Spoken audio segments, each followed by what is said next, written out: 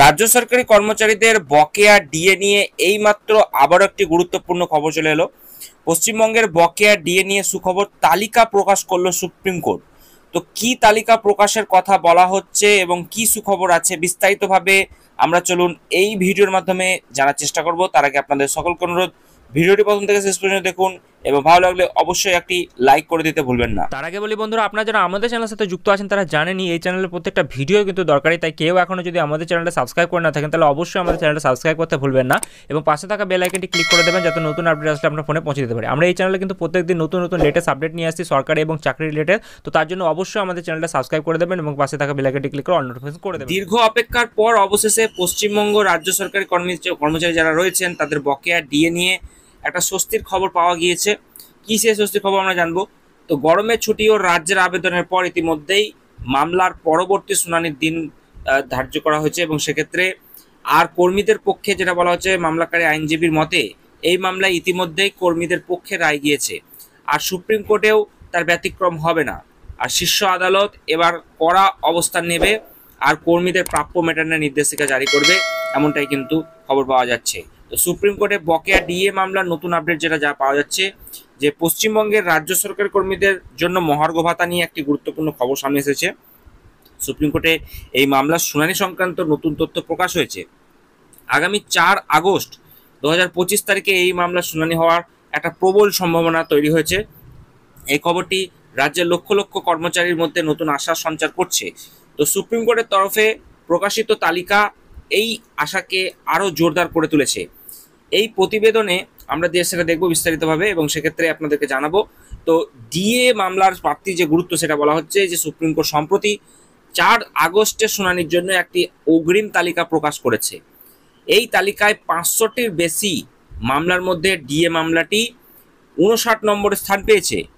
এই অবস্থান মামলাটির গুরুত্ব ও শুনানির সম্ভাবনাকে স্পষ্ট করে দিয়েছে এবং তালিকার উচ্চস্থানে থাকায়, টপ অফ দি লিস্ট থাকায় এইটি শুনানির জন্য অগ্রাধিকার পাবে বলে মনেই করা হচ্ছে এবং এই তালিকা প্রকাশের ফলে কর্মচারীদের মধ্যে উৎসাহ বাড়ছে। আশা করা হচ্ছে এই শুনানি মামলা চূড়ান্ত নিষ্পত্তির দিকে কিন্তু বড় পদক্ষেপ হতে চলেছে।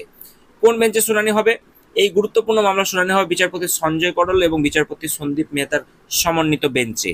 শুনানি হবে সকাল 11টা থেকে 11:30টার মধ্যে এবং সেক্ষেত্রে এই শুনানি হওয়ার সম্ভাবনা কিন্তু প্রবল রয়েছে এই টাইমটাতে। তালিকা প্রথম দিকে মামলাটি অবস্থান এই সময়সীমাকে সম্ভাবনা দিকে কিন্তু নিশ্চিতভাবে ঠেলে দিচ্ছে। এই বেঞ্চের বিচারপতিরা গুরুত্বপূর্ণ মামলা শুনানিতে অভিজ্ঞ, তাই কর্মচারী এই শুনানিতে থেকে কিন্তু ইতিবাচক ফলাফলের আশা করছেন। এই শুনানি মামলা বলা হচ্ছে ভবিষ্যৎ নির্ধারণে কিন্তু গুরুত্বপূর্ণ ভূমিকা পালন করতে চলেছে। বর্তমান পরিস্থিতি কি রয়েছে ডিএ মামলার আপনারা জানেন অনেকেই, যে বর্তমান পরিস্থিতি যেটা রয়েছে ডিএ মামলার স্ট্যাটাসে সিরিয়াল নম্বর দৃশ্যমান নয় এবং মূল তালিকা বা সাপ্লিমেন্টারি লিস্ট প্রকাশিত হলে এই তথ্য স্পষ্ট হবে। এই মামলায় মোট বকেয়া অন্তত 25% বকেয়া ডিএ যেটা রয়েছে, বিষয়টি প্রধানত জড়িত আছে এবং confederation of state government employees এবং ইউনিটি ফোরামের এই মামলায় যে যারা রয়েছে রাজ্য সরকারের বিরুদ্ধে তারা লড়াই চালাচ্ছে। এছাড়া সরকারি কর্মচারী পরিষদ ও সংগ্রামী যৌথ মঞ্চ এই মামলায় সংযুক্তি হওয়ায় যেটা বলা হচ্ছে আবেদন তারা কিন্তু জানিয়েছে। এই সংগঠনগুলি কর্মচারীদের অধিকার আদায়ে দীর্ঘদিন ধরে সক্রিয়, তাদের প্রচেষ্টা এই মামলাকে গুরুত্বপূর্ণ পর্যায়ে নিয়ে এসেছে। শুনানি সম্ভাবনা এবং গুরুত্ব নিয়ে কি জানা যাচ্ছে যে সুপ্রিম কোর্টের 17টি কোর্টের মধ্যে এই মামলাটি 59 নম্বরে কিন্তু তালিকাভুক্ত। এই অবস্থানের কারণ শুনানির সম্ভাবনা প্রায় 100% বলে মনে করা হচ্ছে। এর আগে 16 মে 2025 এই মামলাটি শুনানি হয়েছিল। সেই সময় মামলাটি 4 আগস্টের জন্য টপ অফ দি বোর্ড হিসেবে তালিকাভুক্ত হয়। এই অগ্রাধিকার মামলার গুরুত্বকে আরও বাড়িয়ে তুলেছে, কারণ কর্মচারীদের মধ্যে এই শুনানি নিয়ে উৎকণ্ঠা ও আশা দুই কিন্তু আছে। তো কর্মচারীদের প্রত্যাশা কি রয়েছে? পশ্চিমবঙ্গ সরকারের কর্মচারীরা আশা করছেন যে এই শুনানির মাধ্যমে 25% বকেয়া ডিএ পাওয়ার পথ কিন্তু প্রশস্ত হবে। এছাড়া রাজ্য সরকারের কেন্দ্রীয় হারে ডিএ প্রদানে বাধ্য করা হতে পারে এবং এই কর্মচারীদের মৌলিক অধিকার হিসেবে কিন্তু বিবেচিত হচ্ছে এটি এবং বকেয়া ডিএ মেটানোর জন্য বিষয়টি এই মামলা একটি গুরুত্বপূর্ণ দাবি কিন্তু হচ্ছে। তো যাই হোক, এই শুনানির ফলাফল রাজ্যের লক্ষ লক্ষ কর্মচারীর জীবনে কিন্তু বড় প্রভাব ফেলতে চলেছে। নজর এখন থাকছে আমাদের 4 আগস্টের দিকে।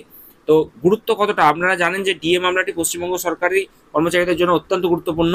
এটি শুধু বকেয়া ডিএ নয় বরং তাদের আর্থিক নিরাপত্তার বিষয়ের সঙ্গে জড়িত আছে। রাজ্য সরকারের নীতির বিরুদ্ধে এই মামলা একটি বড় চ্যালেঞ্জ।